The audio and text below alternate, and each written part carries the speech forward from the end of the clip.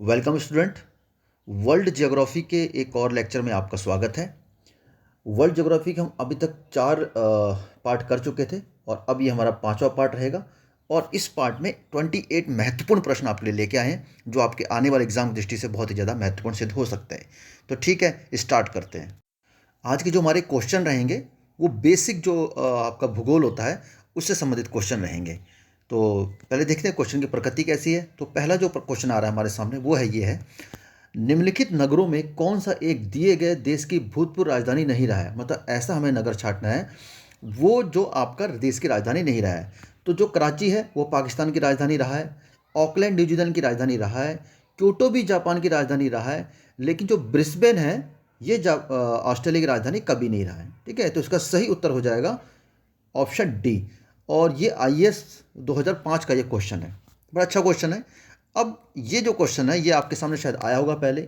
निम्न देशों में किस एक की मुद्रा रुपया है? कौन सा ऐसा देश है जहां आज भी रुपया चलता है? तो आईएएस 2003 का क्वेश्चन है। ना तो भूटान है, ना ही मलेशिया है और ना ही मालदीव है। ठीक है, ये जो ऑप्शन होगा इसका सेशल्स जो द्वीप है, सेशल्स द्वीप आप जानते होंगे, इस द्वीप में आज भी जो है रुपया चलता है। ठीक हो गया, ओके। अगला क्वेश्चन है, निम्नलिखित देशों में कौन सा एक स्थलरुद्ध देश है? मतलब ऐसा देश जो चारों तरफ से स्थल से घिरा हुआ है, जिसके आसपास कोई भी समुद्री सीमा नहीं लगती है। ठीक है, तो ये जो देश आपको दिख रहे हैं, पेरू, पराग्वे या पेरू, बोलीविया, सूरीनाम, ये सब आपके दक्षिणी अमेरिका के देश हैं। तो इनमें जो आपका स्थलरुद्ध देश हो जाएगा वो आपका है बोलीविया। ठीक है, बोलीविया स्थलरुद्ध देश है, बाकी सभी देशों की सीमा कहीं ना कहीं समुद्र से लगती है। तो इसका right answer Bolivia. Next question है, निम्नलिखित में किसने सबसे पहले यह कहा था कि पृथ्वी गोलाकार है? तो इन ऑप्शन में अरस्तु, कोपरनिकस, टॉलमी या स्टेब्रो। तो जिसमें हमारे ये भूगोल वेत्ता थे अरस्तु, इन्होंने कहा था कि पृथ्वी गोल है। ठीक है, इसको थोड़ा सा बड़ा कर लेते हैं। पांचवा प्रश्न है, समदाब रेखाओं को दर्शाने वाला दैनिक मौसम मानचित्र का उदाहरण है। ये आईएएस 97 का क्वेश्चन है। समदाब रेखाओं को दर्शाने वाला मानचित्र जो दैनिक मौसम होता है उसका मानचित्र किस प्रकार का उदाहरण है? तो इनमें आपको छांटना है। तो पहला ऑप्शन है वर्णमापी मानचित्र का, सम्मान रेखा मानचित्र का, वर्णिक कैरोमेट्रिक मानचित्र का, वन प्रतीकी मानचित्र का। थोड़ी सी क्लिष्ट टर्म है, तो इसका जो सही उत्तर हो जाएगा वो है आपका सम्मान रेखा मानचित्र। ठीक है, सम्मान रेखा मानचित्र को ही समदाब रेखाओं को दर्शाने वाला दैनिक मौसम मानचित्र कहा जाता है। अब देखिए यहाँ पर ना एक आपको दिया हुआ है, मानचित्र दिया हुआ है। ओके, मानचित्र दिया हुआ है और इस मानचित्र पर आपको ध्यान देना है कि मानचित्र में क्या बात की गई है। इसमें कहा है क्या कि मानचित्र में बिंदुओं से बनी टूटी रेखा कौन सी है? ओके, आजकल ऐसे क्वेश्चन बन जाते हैं। देखिए ये वैसे क्वेश्चन तो आईएएस 96 का है, बट अभी किसी भी प्रकार के क्वेश्चन को तैयार रहिए, चाहे वो किसी भी प्रकार का हो, पटवारी का हो, फॉरेस्ट गार्ड का हो, खलासी का हो, चपड़ासी का हो, कोई भी एग्जाम हो, उसको हर क्वेश्चन के लिए आपको तैयार रहना पड़ेगा। इस क्वेश्चन में पूछा जा रहा है ये जो डॉटेड लाइन है, ये वाली लाइन, ये लाइन क्या दर्शाती है? अब आप अच्छे ध्यान से देख रहे होंगे, यहाँ पर ये जो बलूचिस्तान है ये पंजाब है, मतलब पंजाब ये पाकिस्तान वाला पंजाब प्रांत है। तो ये आपका कुछ कोई नक्शा आपका पाकिस्तान जैसा लग रहा होगा। देखिए ये जो शक्ल है आप जानते होंगे किस प्रकार की शक्ल है ये। ठीक है, तो ये जो आपको नक्शा लग रहा हो पाकिस्तान लग रहा हो, ये अफगानिस्तान का है। तो अविभाजित जो भारत पाकिस्तान था, ये जो रेखा निर्धारित की गई थी ये डूरंड रेखा कहलाती थी। ठीक है, तो इसमें जो ऑप्शन देख लेते हैं, पहला ही ऑप्शन देखा है डूरंड रेखा, तो ये इसका सही उत्तर हो जाएगा डूरंड लाइन, जो पाकिस्तान और अफगानिस्तान को अलग करती है। ओके, फिर एक मानचित्र आ गया। नीचे के मानचित्र पर ध्यान दीजिए, आज आपको सारे आईएएस के क्वेश्चन करवाते हैं, देखिए मज़ा आ जाएगा। तो निम्न में दिए गए मानचित्र पर ध्यान दीजिए, कौन सा ये जो आपको देखना है, इसमें क्या है कि यह मानचित्र जिसकी समुद्री यात्रा का वर्णन करता है, ऐसा आपको नागरिक जो नाविक का नाम बताना है जिसको समुद्री यात्रा का वर्णन करता है। ये जो आपको मैं लाइन, आपको अगर अच्छे से नहीं दिख रही होगी तो मैं लाइन आपको अच्छे से इसको ड्रॉ कर देता हूँ। ठीक है, ये लाइन ये बता रहा है, ये वाली लाइन, ये वाली लाइन यहाँ से इधर, इधर से अफ्रीका का केप ऑफ गुड होते हुए इधर इधर इधर इधर इधर। तो ये जो लाइन है ये किसकी लाइन हो जाएगी? अगर आपके दिमाग में वास्को डिमाग आ रहा है तो वो तो बिल्कुल भी नहीं होगा। ठीक है, क्योंकि वास्को डिगामा की जो लाइन थी 1498 में आपका यहाँ से स्टार्ट हुई थी, बेल्जियम से इधर होते हुए केप ऑफ गुड होप, तो ये भारत की तरफ गया था। भारत ये है, तो भारत की तरफ तो मुड़ा नहीं। तो ये मैगलन जनसंधि का नाम सुना होगा आपने। ठीक है। एक टेरा ड्यूल फ्यूगो द्वीप है यहाँ पर, और यहाँ के बीच में मैगलन जनसंधि। तो इसी से आप अंदाजा लगा सकते हैं ये फर्नीलैंड मैगलन जो एक यात्री थे उनका ये बताता है मानचित्र। क्वेश्चन नंबर 8 है, निम्न देशों में कौन सा स्थल अवरोध देश नहीं है? आपको नहीं छांटना है, मतलब ऐसा देश है जिसके चारों ओर कोई ना कोई या किसी एक साइड में आपका समुद्र है। तो ऐसा है, अफगानिस्तान भी जो स्थल अवरुद्ध देश है, लाओस भी है, लग्जमबर्ग भी है, जो लाइबेरिया है ये आप स्थल अवरुद्ध देश नहीं है, इसके ओर एक किसी न किसी ओर समुद्र स्थित है। Okay okay. भूगोल में नवनीतिवाद के सिद्धांत का प्रतिपादन किसके द्वारा किया गया था?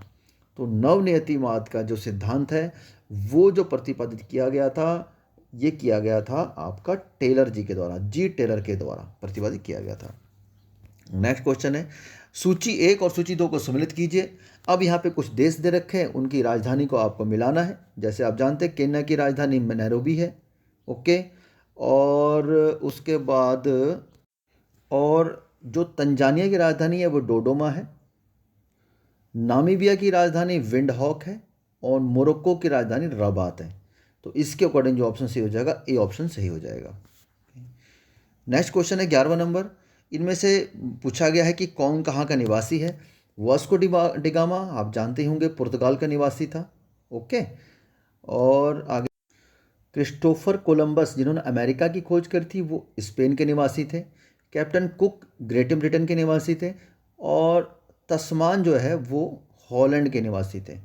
तो इसके अकॉर्डिंग जो हमारा आंसर सही हो जाएगा, बी ऑप्शन सही हो जाएगा। ठीक है, आप मैच कर सकते हैं। इसकी पीडीएफ आपको पहले टेलीग्राम पे हमने अपलोड कर दी है, वहाँ से आप डाउनलोड करके सही उत्तर भी देख सकते हैं। ओके, नेक्स्ट हम कोशिश करेंगे जो आपको पीडीएफ प्रोवाइड करेंगे उसमें आंसर सहित पीडीएफ प्रोवाइड कर देंगे। पहले मैं क्या करता था कि जो अभी तक हम करते आ रहे हैं, पहले बिना आंसर की पीडीएफ प्रोवाइड कर दी जाती थी, फिर यूट्यूब पर आप आंसर देखते थे। अब पहले मैं सोच रहा हूँ यूट्यूब पे अपलोड करी जाए, फिर आंसर की के साथ मतलब आपके टेलीग्राम पे या व्हाट्सअप चैनल पे अपलोड करी जाए, कोई बात नहीं। नेक्स्ट क्वेश्चन है, निम्नलिखित में कौन संयुक्त अरब अमीरात की राजधानी है? तो इसमें दुबई राजधानी नहीं है, ये आपको बड़ा ध्यान से चलना है, अबू धाबी इसकी राजधानी है। ओके, निम्नलिखित में किसका सुमेल नहीं है? फिजी की राजधानी बिल्कुल सूबा हो जाएगी, गुयाना की जॉर्जटाउन, लेबनान की बेरूत, फिनलैंड की राजधानी ओस्लो नहीं है, नॉर्वे की राजधानी ओस्लो है। तो इसका सही उत्तर हो जाएगा 13 का बी। ओके, नेक्स्ट क्वेश्चन क्या कहता है, ये भी आपको राजधानी को मैच करना है। अभी हमने कुछ ही देर पहले तंजानिया की राजधानी डोडोमा तो हमने क्रैक कर लिया था।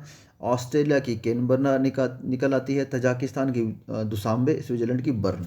ओके, तो इस अकॉर्डिंग हम आंसर फाइंड आउट कर लेते हैं। हमारा आंसर जो हो जाएगा सी हो जाएगा आंसर। ओके, चलिए 15वां क्वेश्चन है, फिर से मिलानी है, फिर से राजधानी हमारे सामने आ गई है, मिला लेते हैं फटाक से। ब्राज़ील की ब्राज़ीलिया, केन्या की नैरोबी कहाँ दिख रही है? ये दिख रही है। क्यूबा की हैवाना, जाम्बिया की लुसाका। ओके, तो इसके अकॉर्डिंग हम आंसर हो जाएगा बी।